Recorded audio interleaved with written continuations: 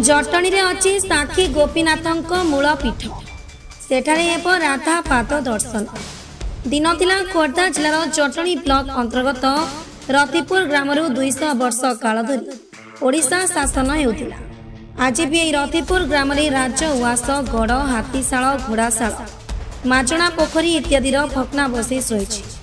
तत्कालीन गजपति मुकुंददेव महाराज रतिपुर में प्रथम साक्षी गोपीनाथ विग्रह प्रतिष्ठा करी मंदिर निर्माण करते। मोगल आक्रमण बर्तिबा साक्षी गोपीनाथ विग्रह रतिपुर प्रथम चिलिका निकटवर्ती कंतल पाई को स्थानांतरित होता। यापर जड़े भक्त साक्षी देवाको साक्षी गोपीनाथ पुरी जावा बाटरे शर्त भंग हेबारु साक्षी गोपाल पीठरे साक्षी गोपीनाथ सबुदिन रही जाइते। तेबे जटणी रतिपुर ग्रामवासी उद्यम और तत्कालीन महामहिम राज्यपाल गणेशी लाल पौरोहित्य जटणी रतिपुर स्थित मूल पीठरे साक्षी गोपीनाथ नूतन विग्रह प्रतिष्ठा कराई भव्य मंदिर निर्माण एही पीठरे प्रति वर्ष परि चलित वर्ष अक्टोबर मास 31 तारिख शुक्रवार अँला नवमी तिथि भोर 4 घटिका समय नीतिकांति आरंभ हुई सकाल 6 घंटिका समय राति 12 घटिका पर्यंत राधा पाद दर्शन कार्यक्रम अनुष्ठित है।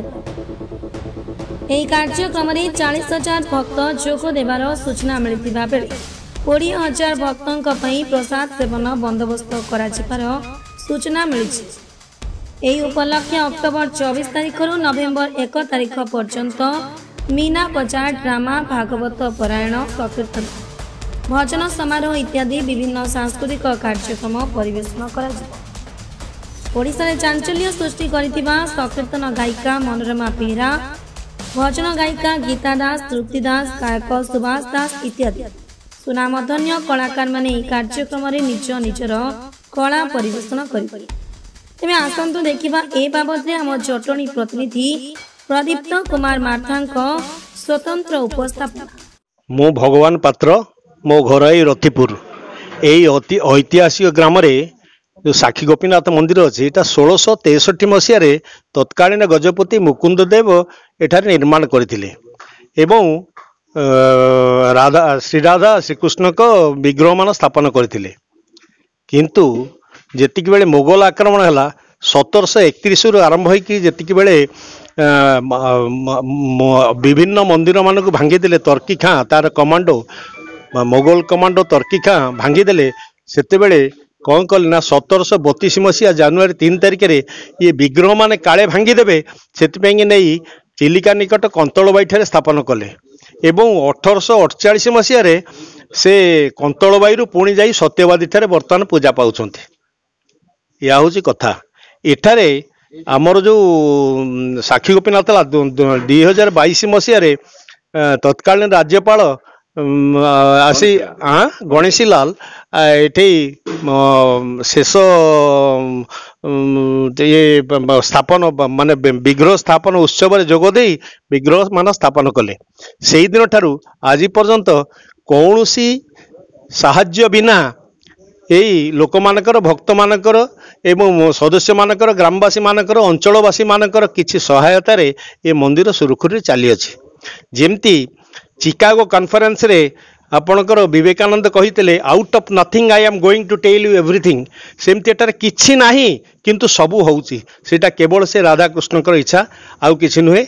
ए वर्ष मध्य आसंता 31 तारिख रे अक्टोबर 31 तारिख रे श्रीराधा पाद दर्शन उत्सव अणा नवमी अनुष्ठित हेबो सेतिपई कि प्रस्तुति बैठक आई चली। एठारे गत 4 वर्ष हला श्रीराधा पाद दर्शन हेउची एवं एठारे प्राय 40,000 खंडे लोक भक्त समागम होती एवं दिन 12टारू राति पर्यंत प्राय 15 ରୁ 17,000 लोक संखुड़ी प्रसाद सेवन करती। ए वर्ष मध्य से प्रकार व्यवस्था होउची। ईश्वर जानती केमिति ये कार्य सफल हम। प्रताप चंद्र सामंतराय घर आमर रतिपुर गड़ से गड़ अधीन साक्षी गोपीनाथ मंदिर आमर उदयमान पूर्व राजा थिला बेले यहाँ हूँ राज ଜାଗା ତାର ଭଗ୍ନ ଅବସ୍ଥାରେ ଆଜି ନହରପୁଡ଼ିଆ ରାଜାଙ୍କର ଅଛି, ମାଜଣା ଅଛି, ଭଗ୍ନ ଅବସ୍ଥାରେ ଅଛି। ରାଜା ଥିଲାବେଳେ ଗୋପୀନାଥ ମନ୍ଦିର ପ୍ରତିଷ୍ଠା କରିଥିଲେ। କାଳକ୍ରମେ ପତନ ହେଲା ପରେ 2022ରେ ଏ ମନ୍ଦିର ଫେରେ ଗଢ଼ି ଉଠିଲା। ସେଇଠାରୁ ଆମର ପ୍ରତିବର୍ଷ କାର୍ତ୍ତିକ ମାସରେ ରାଧା ପାଦ ଦର୍ଶନ କାର୍ଯ୍ୟକ୍ରମ ହେଉଛି।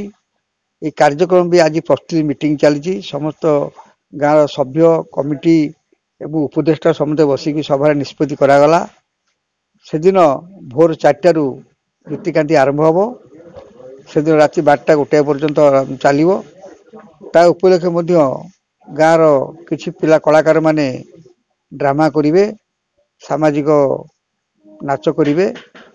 ସେଥିପାଇଁ କି ଭକ୍ତ 40,000 ସମାଗମ ହେବେ ବୋଲି ଆମେ ଆଶା କରୁଛୁ ଏବଂ ଆମର 15-20 ହଜାର ପ୍ରସାଦ ସେବନ କରିବେ ବୋଲି ଆମର ପ୍ରସ୍ତୁତି ଚାଲିଛି। ଦିନ 12ଟାରୁ ଆରମ୍ଭ ହେବ, ସନ୍ଧ୍ୟା 6ଟା ପର୍ଯ୍ୟନ୍ତ 5ଟା ପର୍ଯ୍ୟନ୍ତ ଚାଲିବ। ଏଥିରେ ସବୁ ପ୍ରସାଦ ସେବନ ଖାଇବା ସହିତ ବିଭିନ୍ନ କାର୍ଯ୍ୟକ୍ରମ ଚାଲିବ, ସାଂସ୍କୃତିକ କାର୍ଯ୍ୟକ୍ରମ ଚାଲିବ। ତା ସହିତ ରାଜନେତା ମାନେ ଆସିବା ପାଇଁ କି ମୁଖ୍ୟମନ୍ତ୍ରୀ ଆସିବା ପାଇଁ କି ଆମ ସଭାରେ ପ୍ରସ୍ତାବ ଯିବ ଏବଂ ରାଜନୈତିକ ନେତାମାନେ ମଧ୍ୟ ଏଠିକି ଆସିବେ। ତେଣୁ ଏଠି ସମାରୋହରେ କରାଯାଇ ଆମର ଶାନ୍ତି ଶୃଙ୍ଖଳା ସହିତ ସମାପନ କରାଯିବ। ମୁଁ ନିବାସ ପାଇକରା, ଆମ ଘର ଏଇ ରତିପୁର। ମୁଁ ମନ୍ଦିର ପରିଚାଳନା କମିଟିର ସଦସ୍ୟ। ତେଣୁ ଆମର ବିଗତ ବର୍ଷ ଭଳି ଏ ବର୍ଷ ମଧ୍ୟ ରାଧାପାଦ ଦର୍ଶନ ଅକ୍ଟୋବର 31 ତାରିଖ ଶୁକ୍ରବାର ଦିନ ଅନୁଷ୍ଠିତ ହେବ। କିନ୍ତୁ ତା ପୂର୍ବରୁ ଆମର ଭାଗବତ ପାରାୟଣ କାର୍ଯ୍ୟକ୍ରମ ମନ୍ଦିର ପରିସରରେ ରହୁଛି। ସେଇଟା 24 ତାରିଖ ଧରୁ ଆରମ୍ଭ କରାଯିବ ଏବଂ 26 ତାରିଖରେ ଓଡ଼ିଶାର ସୁପ୍ରସିଦ୍ଧ ଗାୟିକା ସଂକୀର୍ତ୍ତନ ଗାୟିକା ମନ୍ଦନମା ବେହେରା ତାଙ୍କର ସଂକୀର୍ତ୍ତନ ପରିବେଷଣ କରିବେ ଏବଂ ରାତ୍ର 6 ଘଟିଆ ସମୟରେ ସନ୍ଧ୍ୟା 6 ଘଟିଆ ଠାରୁ ଆରମ୍ଭ କରିବେ 10 ଘଟିଆ ପର୍ଯ୍ୟନ୍ତ ତାଙ୍କୁ ଦିଆଯାଇଛି ସମୟ। ଏବଂ ଆଉ ଯେଉଁ 3-4 ଦିନ ତା ଭିତରେ ଡିଫରେନ୍ସ ରହିଲା ଆମର ପ୍ରୋଗ୍ରାମ 89 ପର୍ଯ୍ୟନ୍ତ ଛୋଟ ଛୋଟ ପିଲାଙ୍କୁ ନେଇକି ସାଂସ୍କୃତିକ କାର୍ଯ୍ୟକ୍ରମ, ଡ୍ୟାନ୍ସ ପ୍ରୋଗ୍ରାମ ଏସବୁ ଜିନିଷ ଆମେ କରିବା ପାଇଁ ମନ୍ଦିର ପରିଚାଳନା କମିଟି ଭିତରେ ନିଷ୍ପତ୍ତି ନିଆଯାଇଛି। ଏବଂ ଯେଉଁଦିନ ରାଧାପାଦ ଦର୍ଶନ କରାଯିବ ସେଦିନ ଏବଂ 31 ଏବଂ 1 2 ଦିନ ନେଇ ଡ୍ରାମା ପରିବେଷଣ କରାଯିବ। ଆମ ଗାଁର କଳାକାରମାନଙ୍କୁ ନେଇକି 2 ଦିନ କାର୍ଯ୍ୟକ୍ରମ କରାଯିବ ଏବଂ ପ୍ରସାଦ ସେବନ ହେବ ଦିନ 12ଟା ଠାରୁ ଆରମ୍ଭ କରାଯିବ। 20,000 ଲୋକଙ୍କ ପାଇଁ ପ୍ରସାଦ ସେବନ ମନ୍ଦିର ପରିଚାଳନା କମିଟିର ନିଷ୍ପତ୍ତିରେ କରାଯାଇଛି। ଏବଂ ଯେଉଁଟା ଆପଣ କହିଲେ ଯେ ନୀତିକାନ୍ତିଟା ଭୋର 4ଟା ସମୟ ଭିତରୁ ନୀତିକାନ୍ତି କାର୍ଯ୍ୟକ୍ରମ ଯାହା ଆରମ୍ଭ କରାଯାଇ 6ଟା ଭିତରେ ଦର୍ଶନ କାର୍ଯ୍ୟକ୍ରମ ଆରମ୍ଭ କରାଯିବ। ଭଜନ କାର୍ଯ୍ୟକ୍ରମରେ ଆମର ଗୀତା ଦାସ, ତୃପ୍ତି ଦାସ ଆଉ ସୁଭାଷ ଦାସ ଏଇ 3 ଜଣ ଆସୁଛନ୍ତି। ତାଙ୍କ ସହିତ ଆଉ ଛୋଟ ବଡ଼ କଳାକାର ମଧ୍ୟ ସାମିଲ ହେବେ। ପିଲାମାନଙ୍କ ମନୋରଞ୍ଜନ ପାଇଁ ମୀନା ବଜାର ରହିଛି, ତା ବ୍ୟବସ୍ଥା କରାଯିବ। ଏବଂ ଗତ ବର୍ଷ ମଧ୍ୟ ଆମର କିଛି ବିଶୃଙ୍ଖଳା ଥିଲା ଦର୍ଶନରେ, ତା ମଧ୍ୟ ସୁଧାର ପାଇଁ ଆମ କମିଟି ତରଫରୁ ଆମେ ନିଷ୍ପତ୍ତି ନେଇଛୁ। କିନ୍ତୁ ସୁରୁଖୁରୁରେ କରାଯିବ। ପୋଲିସ ପ୍ରଶାସନର ସହଯୋଗ ଲୋଡ଼ାଯିବ ଏବଂ ମେଡ଼ିକାଲର ସହଯୋଗ ଲୋଡ଼ାଯିବ। ଏସବୁ ଜିନିଷ କରିବା ପାଇଁ ଭଲଣ୍ଟିୟର୍ସ ଭାଇମାନଙ୍କୁ ଆମେ ନିବେଦନ କରୁଛୁ। ଆମ ଅଞ୍ଚଳର ବିଶେଷ କରି ଆମ ପଞ୍ଚାୟତ ଏବଂ ଆମ ଅଞ୍ଚଳର ଯେଉଁ ଭାଇମାନେ ଅଛନ୍ତି ଆମକୁ ଟିକେ ସାହାଯ୍ୟ ସହଯୋଗ ସମସ୍ତେ କଲେ ଇଏ ସମାରୋହଟା ସୁରୁଖୁରୁରେ କରାଯିବ। ବିଜୟ କୁମାର ମହାପାତ୍ର, ରତିପୁରର ବାସିନ୍ଦା ଏବଂ ମନ୍ଦିର ପରିଚାଳକ କମିଟିର ସଦସ୍ୟ। ଏଟା ହେଉଛି ଗୋଟେ ବହୁତ ପୁରାତନ ମନ୍ଦିର। ରତିପୁରଟା ଗୋଟେ ଦୁର୍ଗ ଥିଲା ଏବଂ 200 ବର୍ଷ କାଳ ମଧ୍ୟ ଓଡ଼ିଶାର ଶାସନ କ୍ଷମତା ମଧ୍ୟ ବହନ କରୁଥିଲା। ଯେଉଁଠିକି ତକିକା ଆକ୍ରମଣରେ ଏ ମନ୍ଦିରଟା ନଷ୍ଟ ହୋଇଯାଇଛି, କଳାପଡ଼ା ଆକ୍ରମଣରେ ମଧ୍ୟ ମନ୍ଦିରଟା ନଷ୍ଟ ହୋଇଛି, ଏହାର ଐତିହ୍ୟ ନଷ୍ଟ ହୋଇଯାଇଥିଲା। ଇଏ ହେଉଛି ଗୋଟେ ମୂଳ ସାକ୍ଷୀନାଥ ମନ୍ଦିର। ସାକ୍ଷୀ ଗୋପାଳ ବର୍ତ୍ତମାନ ଯାଇକି କନ୍ତଳବାଇରେ ଥିଲେ, କନ୍ତଳବାଇରୁ ପୁରୀରୁ ଆସିକି ବର୍ତ୍ତମାନ ସେଠି ରହୁଛନ୍ତି। ତା ପୂର୍ବରୁ କିନ୍ତୁ ଏଠି ହିଁ ସାକ୍ଷୀ ଗୋପାଳଙ୍କର ମୂଳ ମନ୍ଦିରଟା ଥିଲା ଏବଂ ୟାକୁ ବର୍ତ୍ତମାନ ଗାଁବାସୀମାନେ ଡେଭଲପ୍ କରିଛନ୍ତି। ଡେଭଲପ୍ ହେଲା ପରେ ମନ୍ଦିରଟା ବର୍ତ୍ତମାନ ଏହି ସ୍ତରକୁ ଆସିଛି ଓ ପ୍ରତିବର୍ଷ ମଧ୍ୟ ଅଣାନବମୀରେ ପାଦ ଦର୍ଶନ ଠାକୁରଙ୍କର କରାଯାଉଛି। ଏ ବର୍ଷ ମଧ୍ୟ ପାଦ ଦର୍ଶନ କରାଯିବ ଏବଂ ଐତିହ୍ୟଟାକୁ ଫେରାଇ ଆଣିବା ଗ୍ରାମବାସୀଙ୍କର ମୁଖ୍ୟ ଲକ୍ଷ୍ୟ।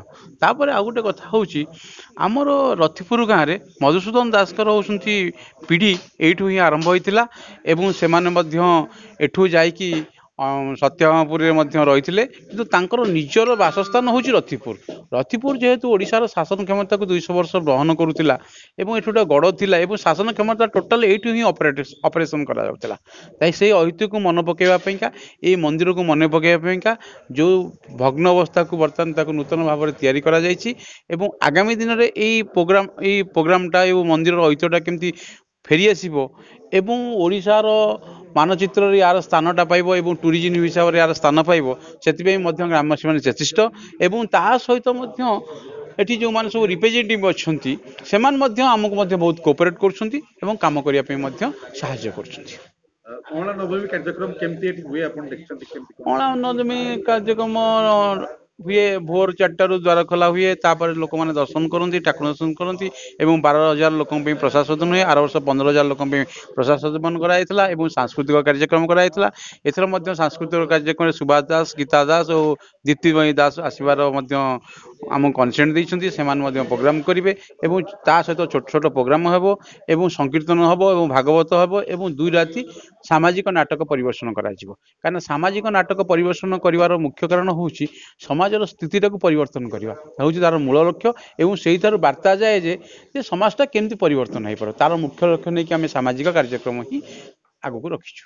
କ'ଣ ଅପିଲ କରିବେ ଓଡ଼ିଶାବାସୀକି ଜଟଣୀବାସୀକି ଆସିବା ପାଇଁ କ'ଣ ଅପିଲ କରିବେ? ଆମେ ସମସ୍ତଙ୍କୁ କହୁଛୁ ଯେ ଆମ ପ୍ରୋଗ୍ରାମରେ ସମସ୍ତେ ଆସନ୍ତୁ ଏବଂ ଆମ ସହିତ ସାମିଲ ହୁଅନ୍ତୁ ଏବଂ ଆମ ସହିତ ଖୁସିରେ ସମୟ କଟାନ୍ତୁ ଏବଂ ଠାକୁରଙ୍କର ସିଦ୍ଧାନ୍ତ ଲାଭ କରନ୍ତୁ। ଏ ହେଉଛି ଆମର ଅପିଲ।